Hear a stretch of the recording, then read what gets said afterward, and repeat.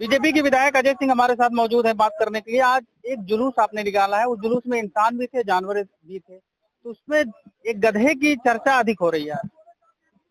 देखिए, आप सबको पता है बांग्लादेश में जो हो रहा है, इससे पूरा देश और पूरी दुनिया इससे अवगत है। आपके चैनल के माध्यम से इलेक्ट्रॉनिक और प्रिंट मीडिया के माध्यम से तमाम सारे ऐसे वीडियो है फोन पे प्रसारित हो रहे हैं जो बहुत मानवीय हैं।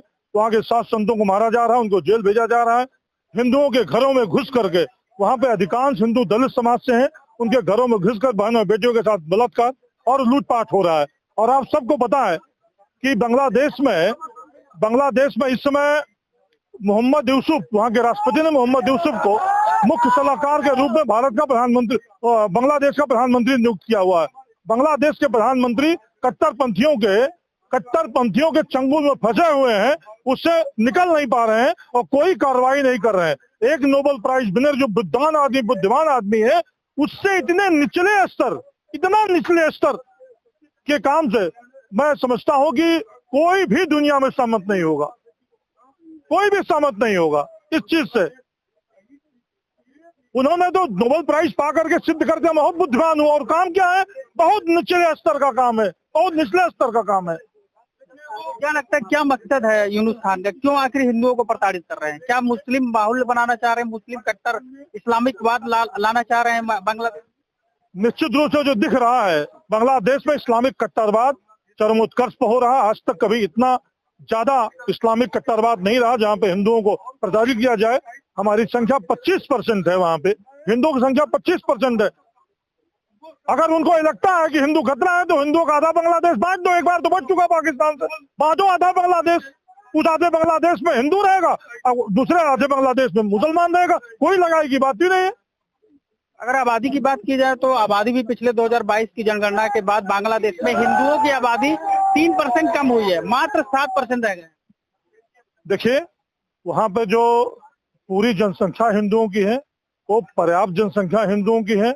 हिंदू वहाँ का पलायन कर रहा है, खाली इस्लामिक कट्टरपंथ के नाते हिंदू वहाँ प्रताड़ित हो रहा है। साध संत प्रताड़ित हो रहे हैं, अपमानित हो रहे हैं, जेल भेजे जा रहे हैं। इसके खिलाफ ही विशाल आक्रोश प्रदर्शन था।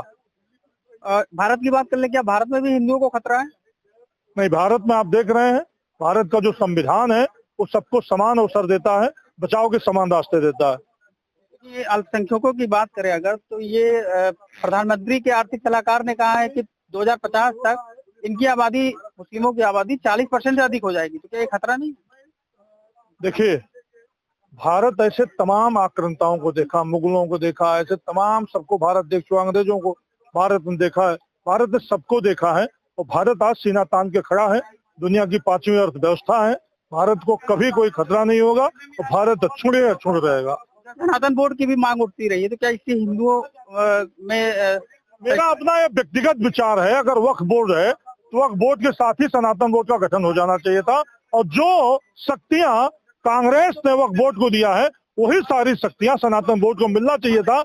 लेकिन कांग्रेस एक तरफा काम करती है। कांग्रेस ने और जो क्षेत्रीय दल है, उन्होंने हमेशा अपने 14% वोट के लिए हमेशा 86% की भावनाओं को रौंदा है, उनके साथ खिलवाड़ किया है।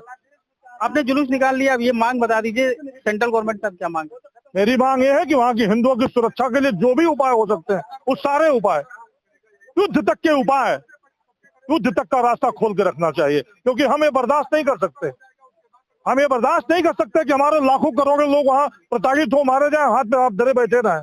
ये नहीं हो सकता। तो अभी तो सीमाओं को बंद कर दिया है भारत ने, क्या युद्ध की आप बात कर रहे हैं कि युद्ध भी अगर जरूरत पड़ता है तो भारत आक्रमण? मैं समझता, मेरा व्यक्तिगत विचार है कि अगर अत्याचार बंद नहीं होता है, अगर मंदिरों पर आक्रमण तोड़फोड़ बंद नहीं होता है, वहाँ के हिंदुओं पे, अल्पसंख्यक हिंदुओं पे अत्याचार बंद नहीं होता है, या अल्पसंख्यक समाज के जो भी लोग हैं, सिख हो चाहे ईसाई हो चाहे हिंदू हो, अगर बंद नहीं होता है तो निश्चित रूप से अपना विकल्प पूरी दुनिया को बता देना चाहिए भारत को।